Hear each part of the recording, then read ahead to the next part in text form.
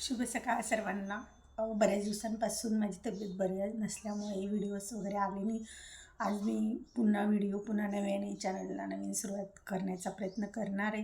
शुभ सकाळ सर्वांना आणि मला सर्वांनी साथ द्यावी हीच सर्वांना नम्र विनंती. तर सकाळचा माझा चहा वगैरे अंघोळ देवपूजा झालेली आहे. तर आता मी घेतलं आहे या वालाच्या शेंगा निवडण्यासाठी घेतलं आहे. चला मग व्हिडिओला सुरुवात करूयात. सकाळच्या स्वयंपाकामध्ये मी वालच्या शेंगांची भाजी करणार आहे. त्यासाठी मी वालच्या शेंगा अशा निवडून घेतलेल्या आहे. दोन्ही देठं काढून किस निघतो या शेंगांना, तो किस काढून मी अशा पद्धतीने सर्व शेंगा सोलून घेतलेल्या आहेत. आणि असा किस आणि काही टरफले निघालेली आहेत तर ते काढून घेतले. आणि कुकरच्या एका भांड्यामध्ये मी या शेंगा धुवून टाकून घेतल्या आणि कुकरला एक शिट्टी करून वाफवून घेत आहे. तोपर्यंत मी किचनही पुसून घेतलेला आहे. आणि आपण कुकरला एक शिट्टी करणार आहोत. आता कुकरला वालच्या शेंगांची भाजीची शिट्ट्या होत आहेत, म्हणजे झालेली असेल एक शिट्टी होईपर्यंत. पण आधी मी भाकरी करून घेणार आहे आणि त्यानंतर आपले कुकरची वाफ पूर्ण निघेपर्यंत मी भाकरी करून घेणार आहे. त्यासाठी मी चूल पेटवून घेत आहे. चुलीवरच्या भाकरी या खूप छान आणि चवीलाही छान लागतात. आणि मला जेव्हा वेळ असतो तेव्हा मी चुलीवर स्वयंपाक करत असते. घाई असली तर नाही करत, परंतु घाई जर नसली तर मग मी चुलीवर स्वयंपाक करत असते. आणि आता चूल पेटवून घेत आहे.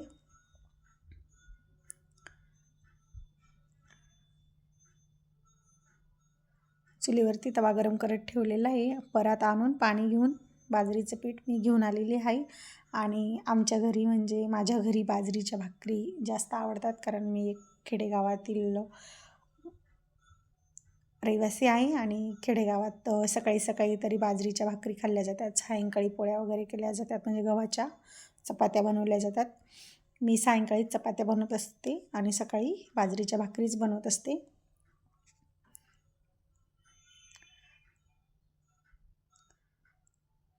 एक भाकर माझी तयार करून झालेली आहे. दुसरीही भाकर मी तव्यावरती तयार करून घेतलेली आहे.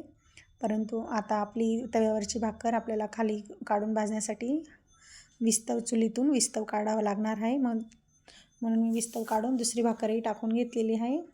आणि पाणी लावून घेतलं आहे भाकरीला आणि भाकरी शिजवून घेत आहे.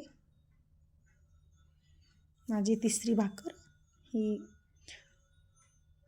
गोळा तयार झालेला आहे तिसऱ्या भाकरीचा, आणि तीही मी थापून घेणार आहे. तर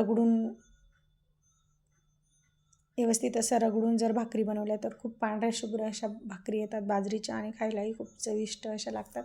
आणि चुलीवरच्या भाकरी जास्त छान असतात विस्तवावर भाजलेल्या.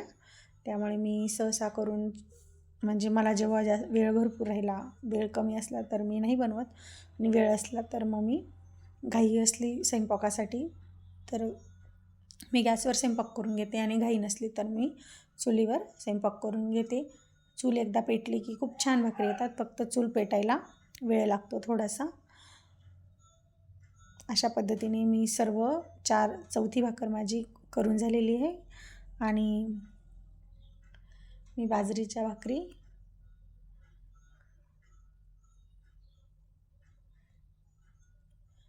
बनवून घेतलेल्या आहेत. आणि आता परात मी धुण्यासाठी भांड्यांमध्ये ठेवून दिलेली आहे. आणि राहिलेल्या आपल्या भाकरी या आपण भाजून घेणार आहोत. जोपर्यंत आपल्या भाकरी भाजल्या जात आहे तोपर्यंत मी हात वगैरे धुवून घेतले माझे, आणि परातही धुवून घेतली.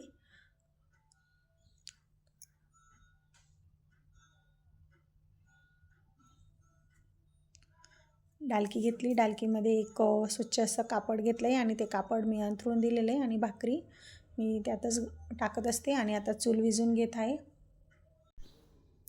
चूल विझवून घेतलेली आहे आणि आपली शेवटची भाकरी मी हारावरती व्यवस्थित अशी भाजून घेतलेली आहे.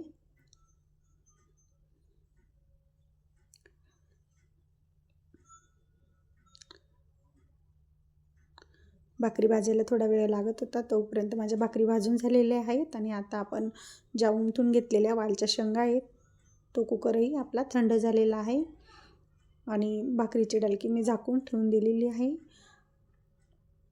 आणि आता कुकरची वाफ काढून वालच्या शेंगांची वाटण घालून तयार केलेली भाजी आपण करणार आहोत.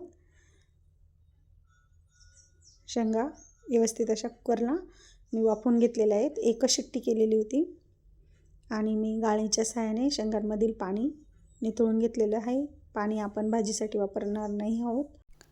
भाजीला मी व्यवस्थित अशी फोडणी देऊन घेतलेली आहे. त्या फोडणीसाठी मी शेंगदाणे, कोथिंबीर, जिरे असं मिक्सरला पाणी घालून वाटण तयार करून घेतलेलं आहे. आणि भाजी कमी रश्श्याची घट्टसर अशी वालच्या शेंगांची भाजी मी बनवून घेतलेली आहे. आणि या रेसिपीचा पूर्ण व्हिडिओ मी तुम्हाला चॅनलवर नक्कीच अपलोड करेल.